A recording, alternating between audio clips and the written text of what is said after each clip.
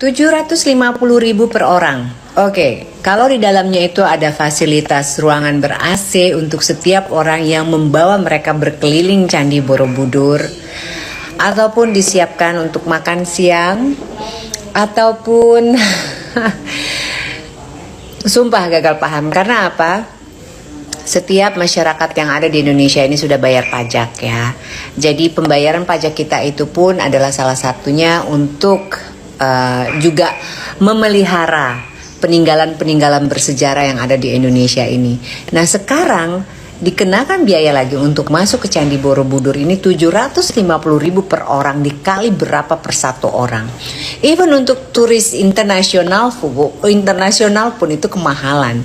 Terus turis lokal, kita ini bukan turis lokal, itu adalah kepunyaan bangsa kita. Kita harusnya gratis pak, dari pajak aja pak, itu diambil buat pemeliharaannya.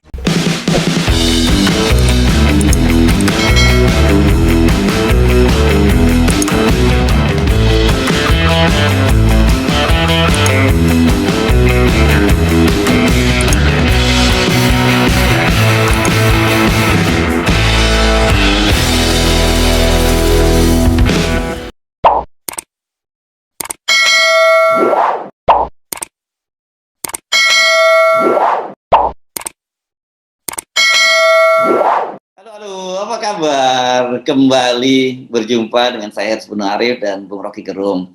Bung Rocky Gerung cukup bagus ini. Terima kasih respon dari para responden ya setelah bukan responden lagi, memang lembaga survei. Respon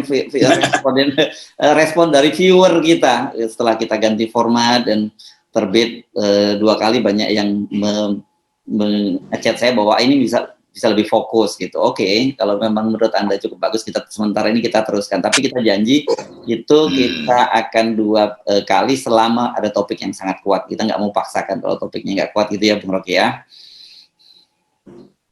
Oke, jadi dan Indonesia akan menghasilkan banyak topik, termasuk yang kontroversial, yang konyol segala macam. Jadi selalu tersedia bahkan untuk mengevaluasi keadaan bangsa ini, dan bahan itu yang akan kita supply supaya ada pembelajaran politik, supaya ada pengetahuan etika politik. Jadi fungsi edukasi tetap dikedepankan.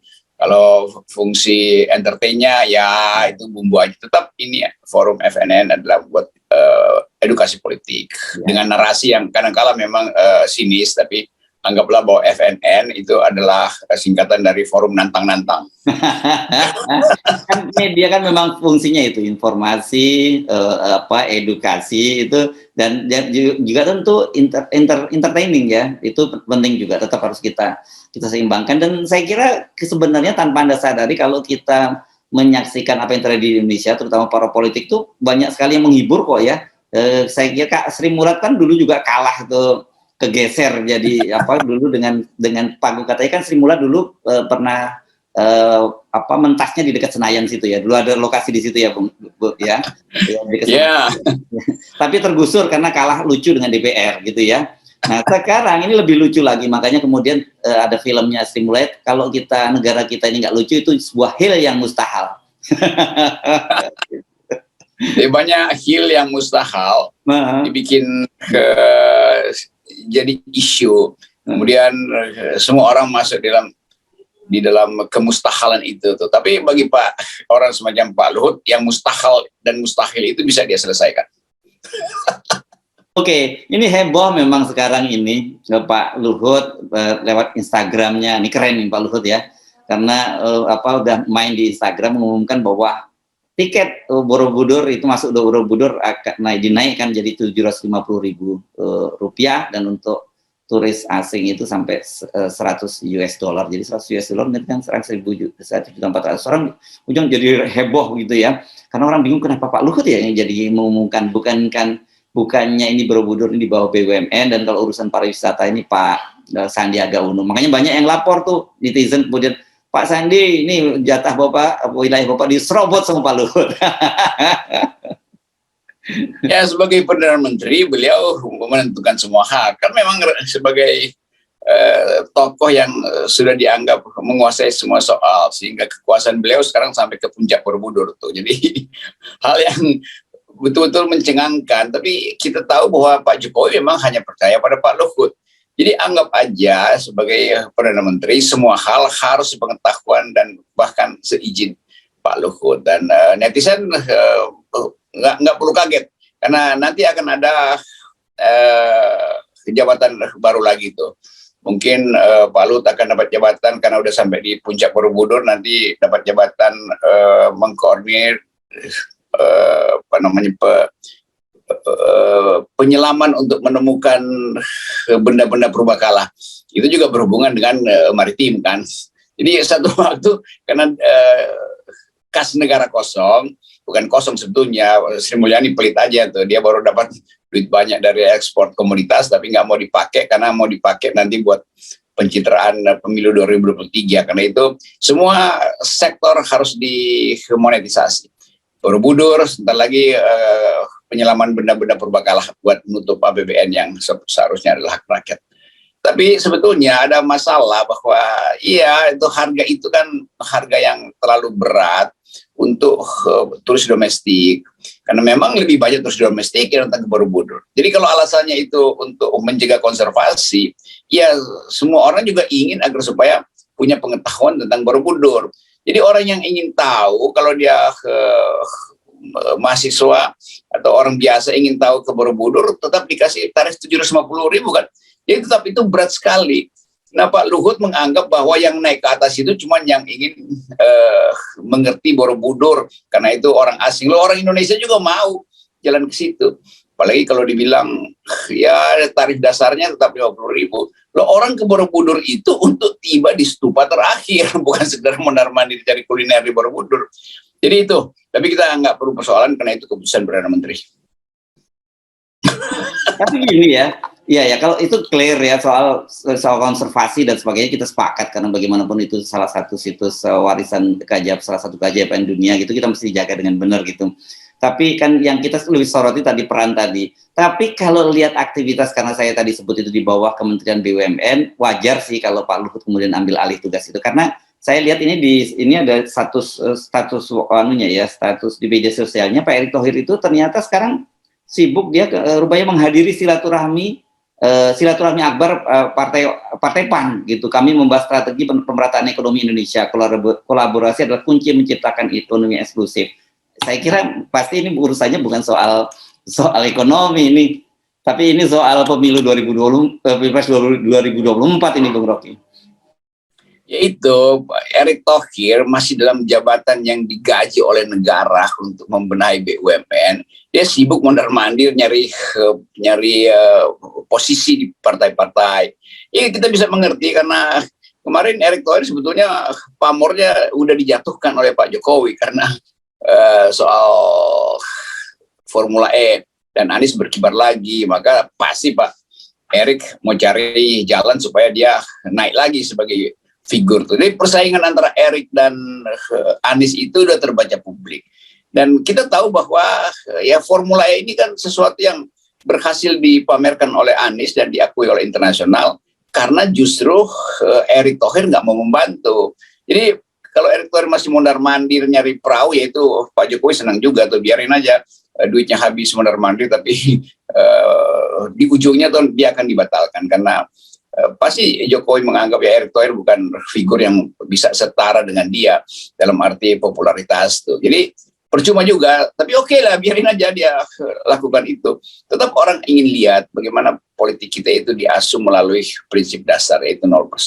Jadi ya saya baca berita itu bertemu dengan PAN, lalu mungkin diminta sinyal supaya menyumbang juga pada KIB dan Koalisi Indonesia Berantakan. Apa tuh KIB itu? Tapi begitulah. Keadaan kita hari ini seolah nggak tertahankan ambisi-ambisi itu. Tapi pasti dia akan dibatalkan oleh kesulitan ekonomi ke depan. Itu keyakinan analisis kita. Ya. Jadi kelihatannya justru yang nggak sibuk kasak kusuk itu Pak LBP ya, fokus pada pekerjaannya gitu ya. Kenapa? Karena pengalaman Pak LBP kan nggak perlu berkuasa, nggak perlu nyapres gitu. Tapi kan realitasnya kemudian juga Pak Luhut juga yang berkuasa seperti pada zaman Pak Jokowi kan, kira-kira begitu ya kita bisa menafsirkannya.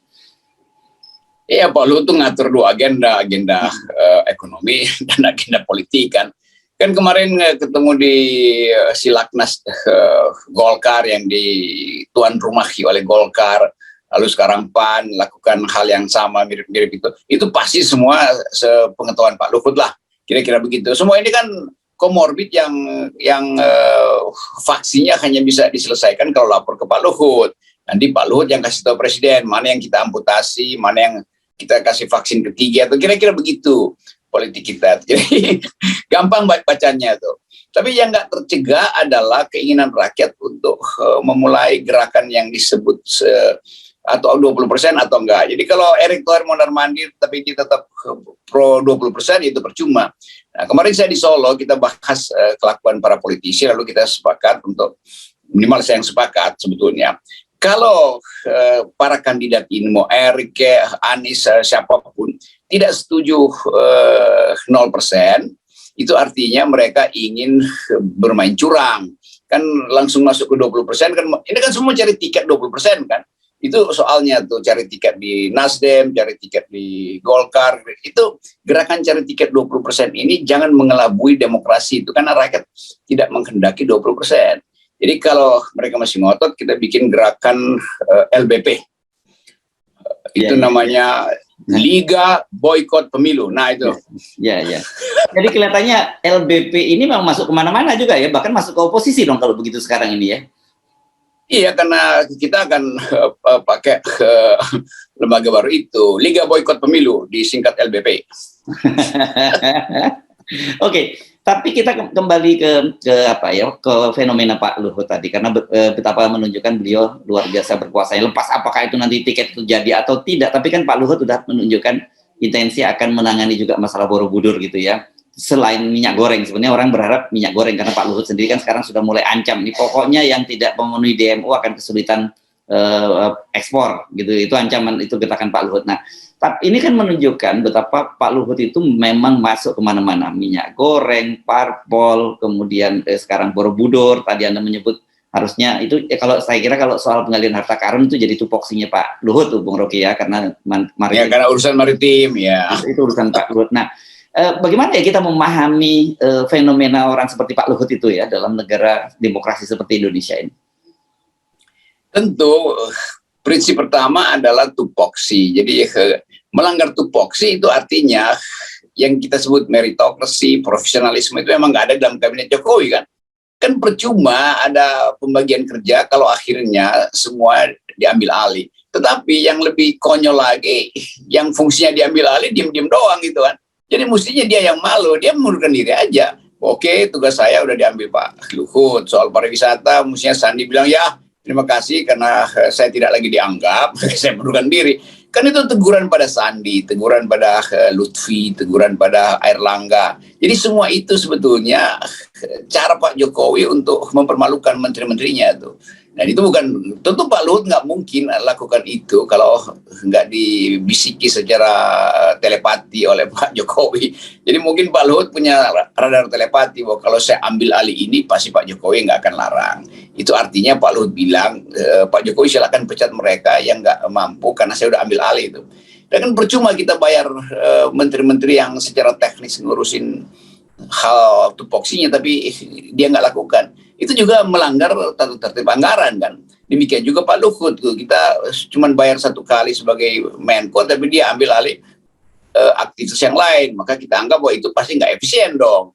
Karena pembagian tugas itu kan artinya satu fungsi dilakukan oleh satu institusi. Nah sekarang kalau fungsi itu berlebih, lalu Pak Luhut jadi nggak efisien. Seolah Pak Luhut bilang saya bisa lakukan sendiri, enggak, itu berlaku prinsip ekonominya diminishing return itu, bahwa hasilnya pasti akan merosot kalau dilakukan dengan cara yang berlebihan. Ya itu Pak Luhut mungkin satu waktu akan masuk pada the law of diminishing return. Sementara menteri-menteri yang lain tuh bengong doang tuh. Nah mereka yang bengong digaji ya harusnya mundur. Jadi kontras itu sebetulnya yang sedang dipertontonkan oleh istana. Nah di ujungnya terlihat bahwa memang orkestrasi Jokowi nggak berjalan. Masa ada orkestrasi tapi yang kedengaran cuma biolanya doang tuh, yang lain disenyapkan, itu intinya. Nah, oke, itu memahami Pak Luhutnya ya. Nah, sekarang dari sisi Pak Jokowi sendiri tadi elaborasi kurang tuh kalau cuma soal orkestrasi. Jadi bagaimana kita memahami posisi Pak Jokowi ini? Siapa sesungguhnya Pak Jokowi hari ini? Pak Jokowi udah tidak mampu lakukan orkestrasi. Jadi semua yang disodorkan Pak Luhut akhirnya harus diiakan oleh Pak Jokowi. Jadi kira-kira itu fenomena lame duck. Dan kita tahu Pak Jokowi sekarang ya kasakusuk untuk saling membenturkan para pesaingnya kan. Jadi dikasih angin lah, nanti Erick Thohir dikasih angin, Pak Prabowo dikasih angin, Kofifa dikasih angin, Ganjar dikasih angin, segala macam. Sementara di belakang layar Jokowi merasa bahwa ini semua bukan parameter pertama untuk dia pastikan sebagai penjamin dia tuh. Mungkin juga nanti Pak Jokowi kasih angin lagi pada Ibu Puan segala macam. Jadi kelihatan Pak Jokowi bingung sendiri di belakang layar. Nah, karena dia kebingungan, yang tampil di depan layar ya pasti Pak Luhut yang merasa gampang soal politik. Nanti saya selesaikan soal ekonomi apalagi itu. Jadi itu yang terjadi, kehilangan kemampuan untuk sebagai konduktor. Dan ya paling bagus Pak Jokowi pindah ke bangku penonton aja kan, nggak usah ada di belakang orkestrasi itu.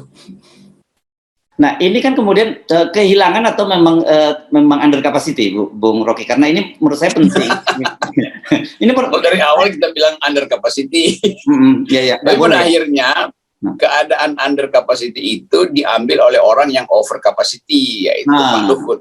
Gitu yang terjadi. Itu hukum alam aja. Ya. Saya tadi menggunakan itu bukan bermaksud mau mau menyatakan Pak Jokowi itu under capacity atau bukan. Tetapi maksud saya adalah ini kan konsisten dengan selalu yang kita perbincangkan, bahwa pilihan terhadap seorang presiden itu bukan lagi hanya semata-mata karena popularitas atau elektabilitas yang itu bisa diciptakan atau dibuat-buat oleh lembaga survei kan gitu. Kita kan selalu menyatakan soal kapasitas, soal intelektualitas, dan di atas semua itu adalah soal etikabilitas. Gitu.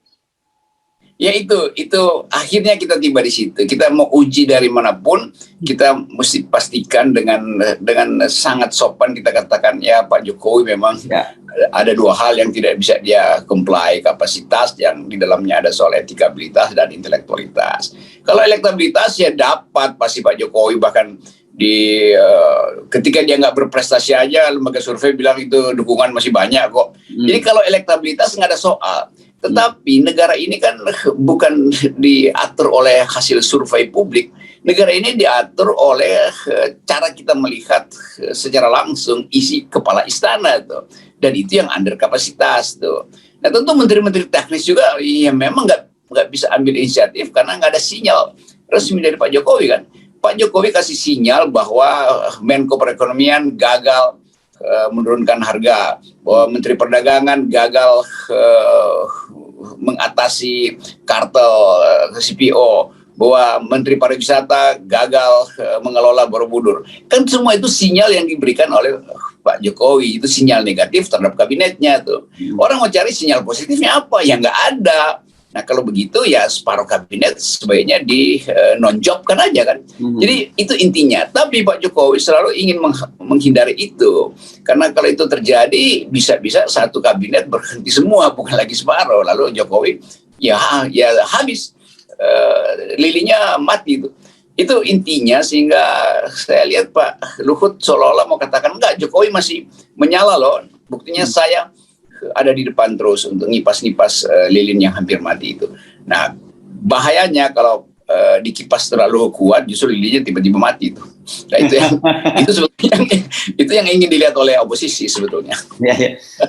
Saya jadi teringat ini ada satu status di media sosial ini, konteksnya ini yang benar, mesti konteksnya berarti kita dudukkan soal ini ada tulisan ini di Twitter namanya Empu Jaya Prema. Ini saya tahu ini adalah wartawan senior dulu di Tempo, namanya Putustia, di Bang Putustia. Ini dia ketika membuat ada ribut-ribut soal Pak Luhut menentukan tarif di Borobudur, itu dia membuat status sosial begini: Borobudur dan Prambanan adalah satu cagar budaya, itu berarti urusannya Kemendikbudristek. Kedua BUMN, itu ada perseronya, berarti urusannya Kementerian BUMN. Ketiga destinasi wisata, itu berarti Kemenperkraf. 4 pusat ritual umat Hindu, itu Hindu dan Buddha, itu Kemenak. Kemudian 5 redistribusi parkir dan pedagang, itu Pemda. Loh kok ini ada LBP. Jadi artinya semua peran itu sebenarnya bisa, menurut saya justru saya sebaliknya bisa berpikir sebenarnya negara ini bisa dikelola dengan sangat efisien ketika ada seorang yang namanya LBP gitu. Ya dari awal kita tahu bahwa sebaiknya kasih aja kedudukan yang, kan walaupun ini presidensialisme, jadi anggap aja menteri utama, jadi selesai masalah kan. Nggak perlu ada lagi menko yang buang-buang duit itu kan. Langsung aja Pak LBP dan jadi satu menteri aja tuh. Kabinet Jokowi hanya ada satu menteri utama, namanya Pak LBP. Terus ada dirjen-dirjennya, nggak usah ada menteri-menteri lain, langsung aja. Karena ini soal teknis semua kan. Nah Pak Luhut sebetulnya mampu untuk mengorganisir itu. Jadi kita dorong aja supaya kalau nanti terjadi reshuffle dalam seminggu ini, Jokowi mengumumkan bahwa kabinet hanya dipimpin oleh presiden dan satu menteri. Selebihnya adalah dirjen. Kan selesai kan? Ya, kok nomenklaturnya diubah dong ya berarti ya?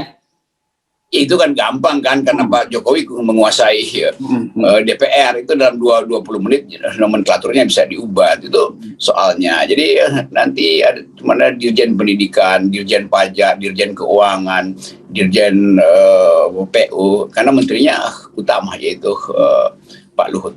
Itu masuk akal juga supaya efisien lah, karena kita perlu menghemat kan. Ya. Tapi kenapa nggak begini aja? Kenapa tidak Pak Luhut sekalian maju kontestasi pada Pilpres 2024? Dengan begitu ya beliau menjadi real presiden gitu, tidak jadi shadow presiden gitu. Ya Pak Luhut tentu berpikir bahwa itu belum bisa tuh, karena hambatan-hambatan kebudayaan dan komorbid yang macam-macam tuh. Okay. Tapi sebetulnya secara real memang itu sudah terjadi, dan bayangkan misalnya kalau Pak Luhut punya kemampuan untuk mengucapkan itu dan didorong oleh keinginan untuk menyelamatkan bangsa, lalu Pak Luhut datang dengan big data. Menurut big data sebetulnya saya adalah presiden. Ya udah, lakukan itu, deklarasi, minimal deklarasikan aja, karena faktanya begitu. Karena jangan-jangan kalau Pak Luhut yang dicalonkan jadi presiden itu Erick Thohir segala macam itu Ganjar itu tenggelam di bawah elektabilitas Pak Luhut. Jadi kita dorong juga Pak Luhut untuk sekaligus aja nyapres, daripada Golkar mau diambil alih untuk dikasih ke Ganjar, mending Pak Luhut aja ambil alih sendiri kan, supaya Pak Luhut punya kendaraan untuk jadi presiden. Dan kita dukung aja, karena itu konstitusi bilang oke. Nah Pak Luhut yang kita percaya mampu melakukan banyak hal, dia juga pasti mampu untuk meminta MK menolkan threshold. Itu keren banget Pak. Ya. Oke, saya kira welcome Pak Luhut ya. Kalau ini kan sebenarnya semua orang berhak gitu ya untuk maju sebagai Pilpres. Ya cuman tadi itu syaratnya harus 0%. Kalau 0% tidak terjadi, saya akan deklarasikan gerakan LBP. 3 boykot pemilu. Oke, terima kasih Bung Rocky.